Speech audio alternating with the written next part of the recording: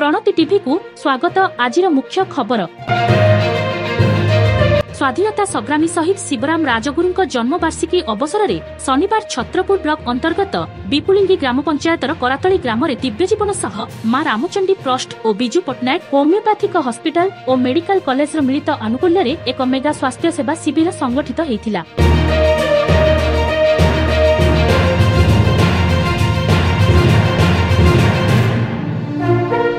प्रकाश थाउ कि दिव्यजीवन सह सभागृह रे अनुष्ठित होइतिबा एही शिविर रे बहु रोगी मागण स्वास्थ्य संपर्कित सचेतनता सह निशा निवारण तमाखु वर्जन आदि उपरे लोकंकु सचेतनता कराजिबा सांगकु कैंप को आसीतिबा समस्त लोकंकु तथा रोगींकु मागणारे मध्य औषध वितरण करा जायतिला।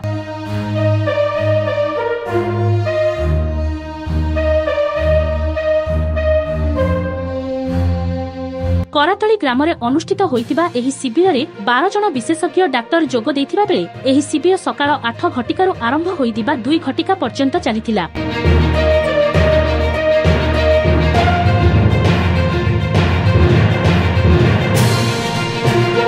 एही स्वास्थ्य सेवा शिविर को रामचंडी मंदिर पूजा कमिटीर उपदेष्टा तथा Chhatrapur S D J M court cadre A P P Rajesh Kumar Mishra और तिरुपति बालाजी मिश्र सुचारू रूपे परिचालना करथिले तथा मंदिर ट्रस्टी लक्ष्मी नृसिंह पंडा पूजा कमिटीर सह संयोजक तुषार सतपथी संतोष पंडा लसित बरण बेहेरा वकील मनोज मिश्र दिव्य जीवन संघ करातली शाखार सभापति सोमनाथ पढ़ियारी संपादक राजेन्द्र नाहक समाजसेवी तथा रोटारियान निरंजन पात्र एस रामकृष्ण रेड्डी दिनेश महांती और दीपक बेहेरा एही कार्यक्रम में उपस्थित रही समस्त कार्य सहयोगर हाथ बढ़ाइथिले। एल विपुलिंगी पंचायतर शताधिक लोक औषध तथा चिकित्सा सेवा लाभ करी बहु उपकृत होइछंती। एथिपई मां रामचंडी मंदिर पूजा कमिटी और ट्रस्ट को स्थानीय लोके साधुवाद जणाइछंती। कमिटीर तरफरु संयोजक श्री कमल पंडांको उद्यम को ग्रामवासी भूयसी प्रशंसा करिछंती। नमस्कार, मो मनोज कुमार मिश्र सोशल वर्कर। आज मां रामचंडी ट्रस्ट और बिजू पट्टनायक होमियोपैथी महाविद्यालय तरफ गोटे आयोजन करा मागणा शिविर। श्रमिक मूल्य मध्यश्रेणी उपकृत कैंपटा कैंप उद्देश्य जनसाधारण केमी उपकृत हे सरकार थी सत्वे भी कौन व्यवस्था एतना से तरफ आम सब सेवा जोगे आसुचु। आज गोटे सेवा जोगे गाँव अच्छा निरंजन सार को धन्यवाद जन बहुत सहयोग भी कर राजेश भाई और तुषार भाई कमल भाई हमको सहयोग माने सब सेवा देवाई सहयोग कर बहुत बहुत धन्यवाद। आज ये जो शुभ अवसर मुझे कहूँ तेणु जेकोसी शुभ काम करेंगे शुभ अवसर तेणु शुभ अवसर आज बाध्यक्रम आयुष स्वास्थ्य शिविर जो आम बिजू पट्टनायक अच्छी द्वारा एवं रामचंद्र ट्रस्ट तरफ जो आज पदक्षेप नि करातली ग्राम एटीभाइन सोसाइटी ये प्रांगण जो आज आयोजन कराई चाषी एवं आम मुलिया भाई मैंने बहुत उपकृत हो पारे एवं जो रामचंद्र ट्रस्ट ये जो पदक्षेप रही स्वागत योग्य। रोटरी क्लब प्रेसिडेंट बर्तमान आईपीपी अच्छी जस्ट इमिडिएट पास्ट प्रेसिडेंट आम भी बहुत गुड़े स्वास्थ्य शिविर करूँ कि आज जहाँ देखुचे पिला आमर मनोज मिश्र आम राजेश मिश्र ये जो भाई मैंने आज्ञा तुषार सतपथी ये जो पदक्षेप नहीं रामचंद्र ट्रस्ट तरफ तेणु बहुत स्वागत योग्य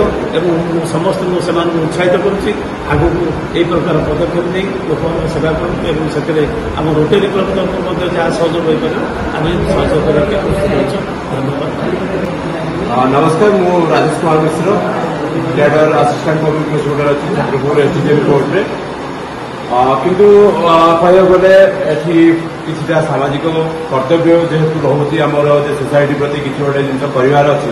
तो से गोटे उद्देश्य नहीं कि केमी समस्त को स्वास्थ्य व्यवस्था सुविधा मिल पार से कथा चिंता करमर रामचंडी ट्रस्ट तरफ आमर तुषार सतपथी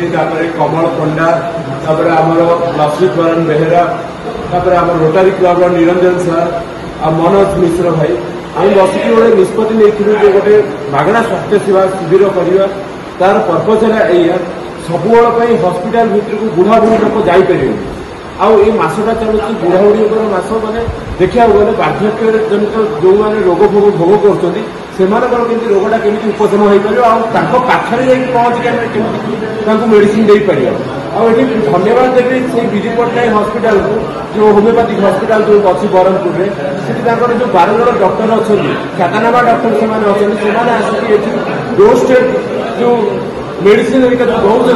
से जिन जन लोक ये समस्त देखिए गोटे खुशी लगे बुढ़ा बयस से आसुच्च आप देखिपे जड़े बुढ़ा मौसा भी आते जन भी गले भी पहुंचे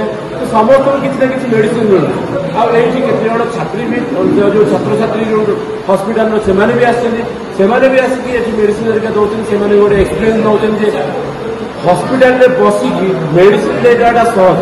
किंतु गोटे गाँ को जाकि गाँव उद्धार कर गोटे अलग जिनस तो ये मो रामचंडी ट्रस्ट तरफ भी समस्त को धन्यवाद देवी जहाँ यही बयस जिन स्टार्ट हम अल्टीमेटली कौन हम फ्यूचर में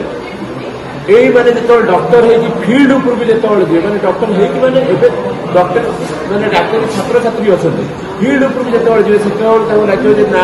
आमको किसी गोटे मेडिसिन प्रॉपर दबार अच्छे से जिन भय पड़े आम लोकर जो आस्था जो पड़ोची डॉक्टर से आस्था जीवन आ समस्त भल मेडिसिन मिले आ समस्ते सुरक्षित है।